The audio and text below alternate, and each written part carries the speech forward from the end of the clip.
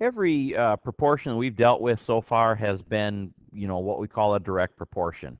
If you're looking at this problem here, that if you're going from right to left, if the bottom gets smaller, then the left sides are going to get smaller as well. Or if you flip that around and go the other way and say, well, if you go from the 2 to the 4, if that gets bigger, then the other sides are going to get bigger as well. And in both these cases, that when one number increases, the other number is also going to increase. So that's what these double arrows are showing. If one number goes up, if one number goes up, the other number goes up. Or if one number goes down, the other number goes down.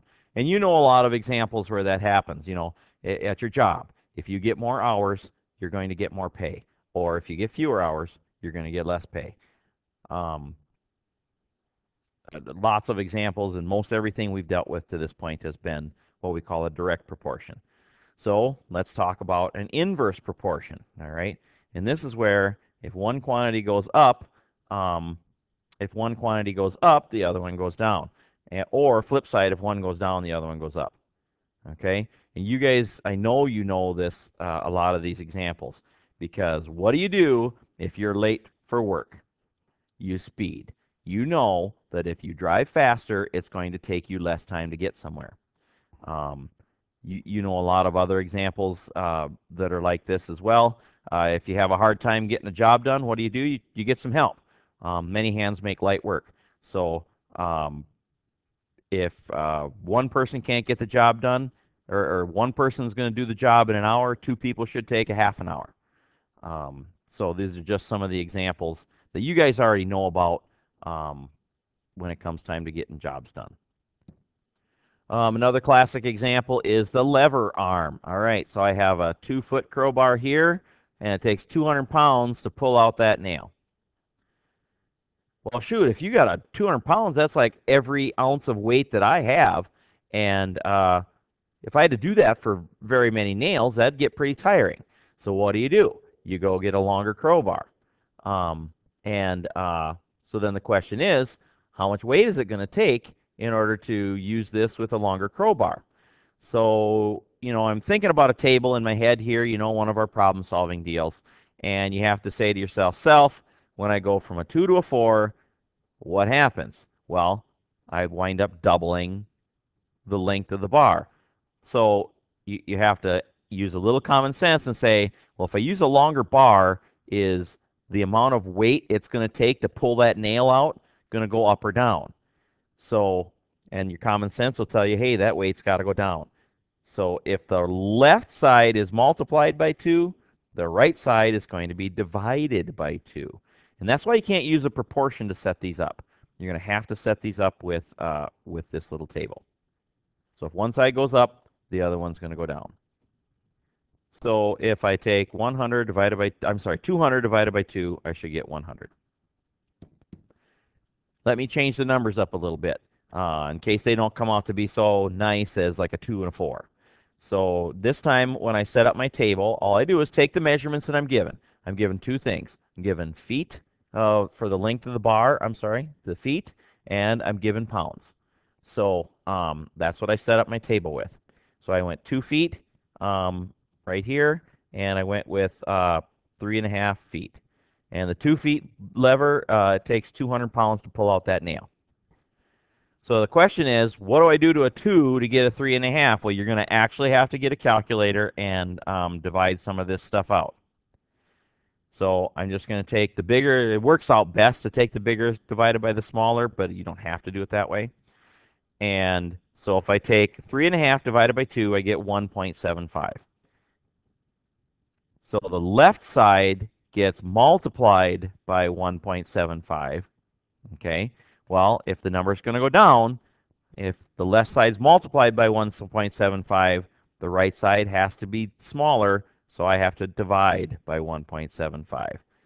So 200 divided by 1.75 is 14.3.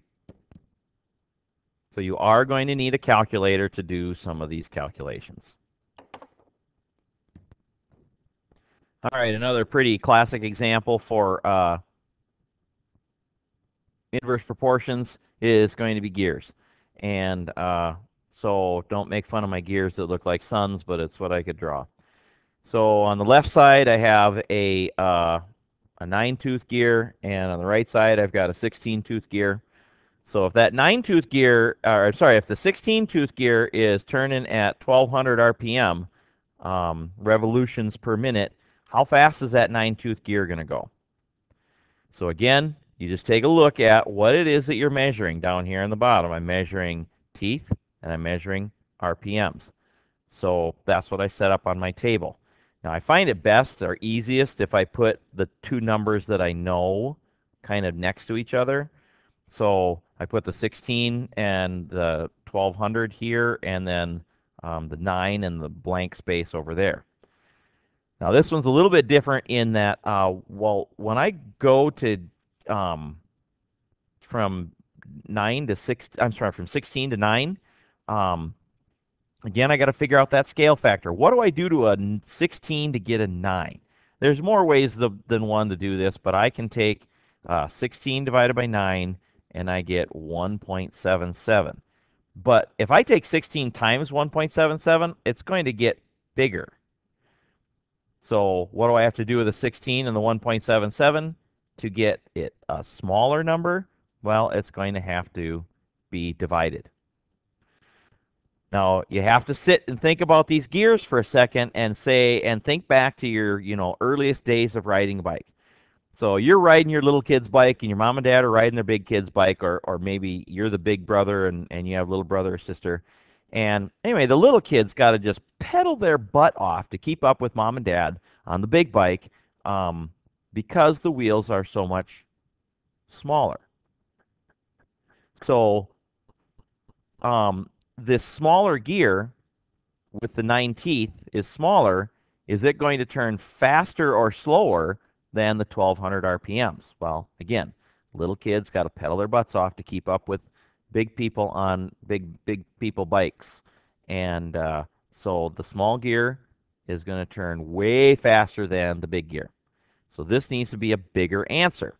So down here, as we're doing this number right there has to be bigger. So what do I have to do with that 1.77 as I go from, as I go from 1200? Well, I'm not going to divide, because if I divide by 1.77, it's going to get smaller. I have to multiply by 1.77. So then you just take your calculator here. Let's see, 16 divided by 9, that was that 1.77, which you would have needed a calculator to do anyway, right? And then I was going to take, because I need a bigger answer, I'm going to take 1200 times that answer. So that big gear is going to turn at 2,133 revolutions per minute. So the key to these questions is deciding if one number goes up, do they both go up? Or if one number goes up, does the other one go down? Or the flip side, if one goes down, does the other go up? And if it's going to be this inverse proportion, then you're going to have to set up a table and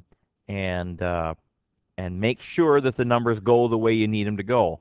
One number went up, the other went down.